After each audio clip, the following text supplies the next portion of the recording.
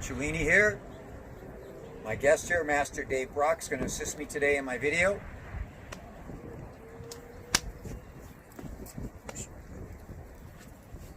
A little extra. Right. So we've known each other for going on 40 years, been partners and cohorts, training partners for almost 40 years. Between the two of us, we have over 100 years of martial arts experience.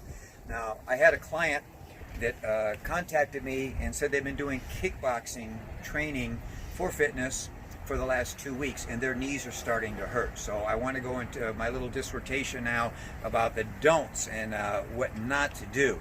So first of all, one of the main things, and it could be probably kicking, but one of the big things that people do wrong is they hyperextend their joints. And I'm going to use Master Brock to explain this using the upper body, to explain this with a lot of my self-defense students.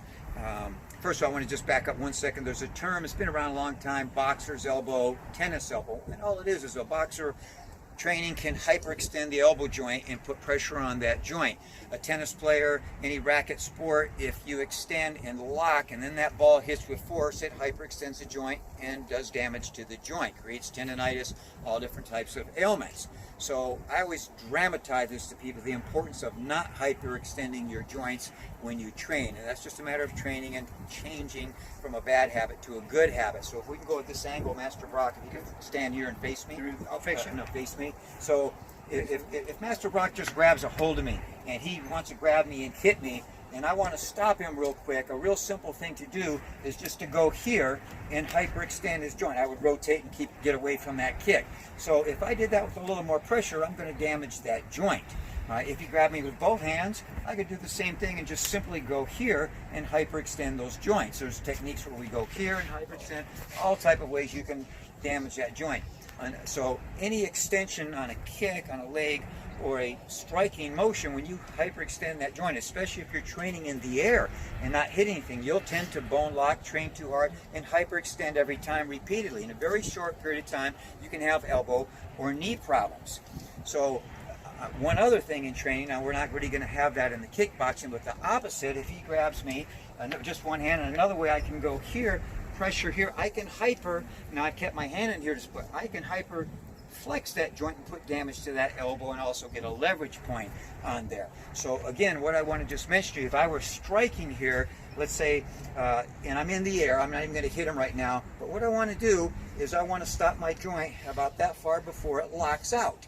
All right? Now you can take your arm and you can just extend it to where you see it straight, where the middle finger is straight for the average person, and you'll have a straight line from the shoulder joint all the way through the elbow and to the middle finger, and then see if you can lock it more. I'll guarantee you'll be able to lock it more. Some people have real hyperextended joints. My legs tend to hyperextend way back. That's a bad thing to have when you're hyperextending your joint because it accentuates the pressure on the joint. So if you are training in the air, especially if you're just kickboxing, watching a video, and you don't have a pad, or you're not training with a partner or hitting a bag, you need, let's say this is my target now, imaginary target, if you put the palm forward, Dave, but just nothing's there, you're training at home, imaginary target, you need to stop with about a quarter to a half inch of bend in that elbow joint. Right? If you're kicking, same thing, you need to stop just before that leg extends. Don't lock that joint. If you do that repetitively, putting force, you're going to damage that joint very quickly. So that's probably 90 to 90%, 99% of the problems, joint problems in kickboxing, these type of movements, whatever it might be. Boxing, when you're doing striking and kicking, it's usually hyperextension. Now, the other thing I want to go into is that you may not be rotating. For example, let's say I keep this leg locked and I try to punch hard here. There's a lot of pressure on that locked knee joint, right? Same thing on the front joint. Normally to get power, now the other thing is that people tend to do everything with their arm or think the kick is from this leg or all the power, and people tend to go too fast, too quick, trying to gain power. So again, back to all the principles I always teach. Start slow, Repetition and practice will give you momentum, that will give you speed, and will give you power eventually. It's a natural process. Don't force it. But people tend to say, I want to be strong, I want to be hard. They're trying hard, trying with fitness, so they tend to over-concentrate or overwork. So what happens is they punch just from the arm, and they lock that joint. He punches, he locks that joint every time. So what you need to do is start very slow, stop just before you lock, stay loose and relaxed in all your joints, and come back. Now, this is an arm punch. Now, I'm not going to go with a lot of power right now, but now I'm just going to show you with a little twist on balls. My heels are up, I'm very light, knees are bent like a shock absorber, center of the body, moving through the center like I'm rotating like a pony on a merry-go-round. I always talk about the three main weights of the body: pelvic girdle, rib cage, and head. Now, where your power really comes, think of a baseball swing. I'm going to show you real quick. Now, I'm going to try to hit a home run. Master Brock, if you could demonstrate with me also. We're going to go in slow motion. Let's do a home run. You're going to go all the way around. Look at the rotation. We both did. Now let's do a punch. You can see we're punching. We get the same exact rotation. Our arm difference, just difference. Let's bowl a ball and do a strike. All right, you can see, look at the rotation. Let's take a tennis racket and let's do a forearm strike. The same rotation. It's called summation of forces. You get power through using your base of support is here.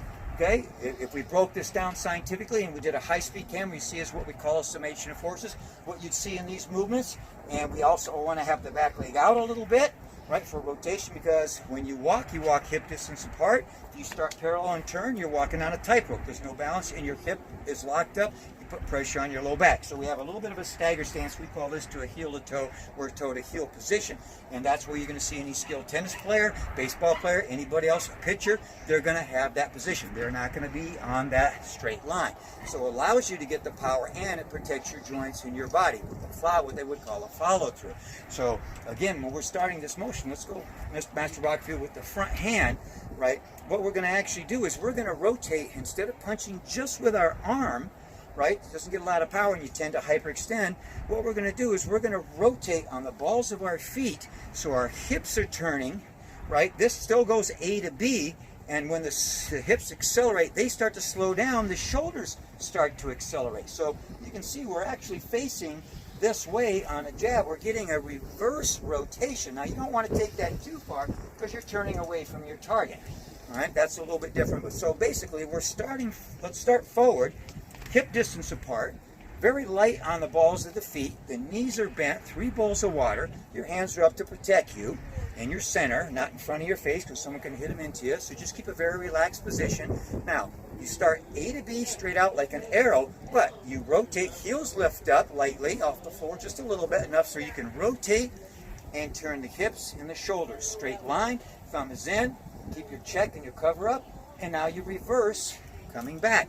So think about like a snake striking out and then coming back. So you start here, but everything rotates. Now the hand starts back and you rotate back into position. So that would be a jab, and that's where you're going to get your power. You really see the importance. I'm on the balls of my feet, keeping it real springy, almost like a runner sprinting, ready to go. And you rotate, look at the center position, and you come back. So just a simple, don't lock, and the rotation gives you your power. Right? Now if we go for the backhand after that, so now we've got this would be a jab in boxing, or in karate we have what's called a backhand. So now we're going to come with the next movement, we're going to go off the backside. So this would be a cross, or in martial arts we have a reverse punch to the body. We can also take that to the head, we can drop it down to the groin, you can change that angle. So what we're going to do now is we're going to do that jab, keep your cover up. Now you're going to pivot the other way. Now you go A to B with this hand. This hand that's punching will become a block or a cover, and the cover right now becomes a punch. So they're going to switch positions from closed to open in the hand position. So A to B, and again, as soon as that hand starts out, you rotate on the balls of the feet, shoulder comes. Look at the shoulders are like headlights on a car pointing forward. The hips and the knees and the toes have gone forward, and the other hand is checking now.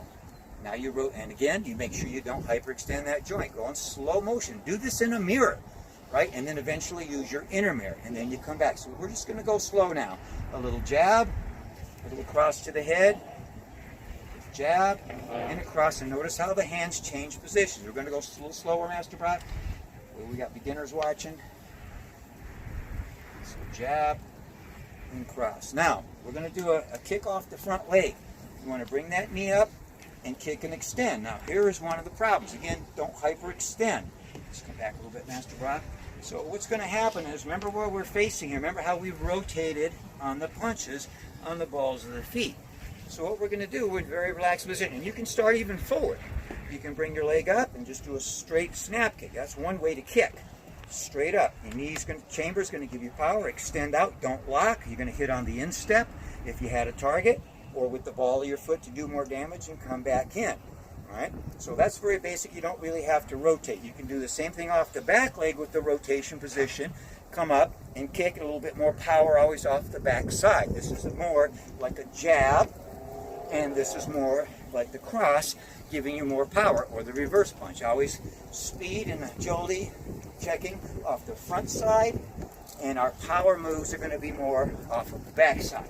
Right? So my point here is that normally in the kickboxing, they're not doing a lot of just front kicks. They're doing what we would call a round or a wheel kick. Okay, so what happens is people are doing this. They're bringing that up. They're kicking real hard, kicking all the power comes from this leg, trying too hard. They lock the joint, and my hip position now is usually here. And then they're kicking against, so you get hip problems too. And there's stress on this knee. Now watch my back leg. Just like we twisted here to release the body, to allow us to stay fluid and prevent injuries in the body, and to give us more power. Now what we're going to do, Master Brock, if you help me, we're going to lift that leg, and you watch, right as we kick to get that leg to come over, we're going to rotate this leg at a 45-degree angle away from us. Keeping our guard up, we lift up, and we rotate off this leg. Now look where my hips ended up, this way. So I have freed my hip position, and I don't overextend the leg. So again, even if you start forward, you can bring it up, rotate, come back. You can bring it up, rotate, and come back. Same thing would be if you went off the back leg. You would go through that position, that chamber, and now this, once it crosses that center line, it's become the front leg. Now watch what's going to happen on my left leg. I'm going to rotate so that foot can come across. So this is the key. You take the pressure off the hips, don't overextend. You can either set down forward and follow up, or you can kick and come all the way back. That's a lot more difficult, takes more training. So I'm just going to stop there today, but I'm going to show you, I want to show you just a little bit if you have a partner and can get some pads. So we're just going to do some very easy, the same basics right here, but just to give you the idea. So I'm just going to go, right now I'm just going to do the jab. So one target up, just one target. I'm going to straight and back. So I start straight, everything's facing forward, rotate, come back. Rotate, come back. And by the way, you hit with your top two knuckles, wrist not bent up. If I hit and my wrist is bent up, I can strain or break my wrist. Make sure that the top two knuckles, the larger two, hit. That will keep the, if the wrist is twisted sideways with a little two hitting, you can see your wrist is going to get pressured this way on it. So top two knuckles, everything goes straight through, keep everything resilient and loose in the joints. Rotate gives you your power, come back. Rotate gives you your power. I'm not trying to get any power, just the rotation is giving me some natural power. All right, so very, very Yeah, easy. Okay? hit myself. So now backside, rotate in, come back. Rotate in, come back. I can do a body shot here and back. Body shot. Yeah, body shot and come back. All right, so you can do this training. 1, 2, Oh, I'm sorry. 1, 2. You can train your backside. 1, 2, however many you want to do. Then you get the 1-2 combination. I'm going to go jab, That's right. cross. So 1, 2. Rotate, rotate. I'm going to slow it down. I'm rotating away, but I keep my hands and eyes towards my target. Your eyes are, your hands are a second set of eyes, always on your target. Rotate through. So my hands are a second set of eyes, are always pointing towards my target or a potential opponent. Okay, 1 and 2. And rotate back. I'm going to go real slow. 1 and 2. Now I'm going to add a front kick off the front leg. So I'm going to do a 1, 2, come back, and just front kick. 1, 2, front kick. Not overextending. 1, 2. Now watch a rotation here. I'm going to do a round kick. 1, 2, front kick. Now 1, 2, round kick. 1, 2, round kick. And Now, Dave and I have been training for years. We go just our warm-ups are pretty high.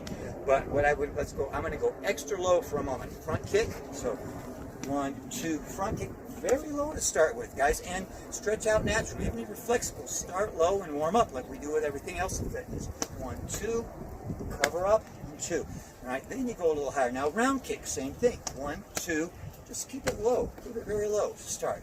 1, 2, boom. Now, if Master Brock can switch sides, I'm going to do a 1, 2, and then a round kick into the body. So 1, 2. Now I'm going to come through that neutral position. I'll do a snap kick to show you off the back leg. 1, 2. That's a very simple, basic, straight line. Nice and low, please.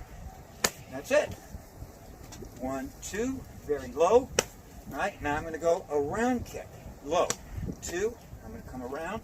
Notice I pivoted all the way to the opposite direction to free my hips and my body. Right? And I stopped, but what we can do on that is we can kick, come recoil, and set in to follow up. But what takes a lot of work, a lot of training, is getting back. So you kick, come back through, and step back again to that side position. Up. It's out. All right, Master Brock. All right, thank you, everybody. Give it a try. If you have any questions, give Shalini a call. But don't overextend those joints. Rotate, keep the hips free. 3 bowls of water. Shalini out.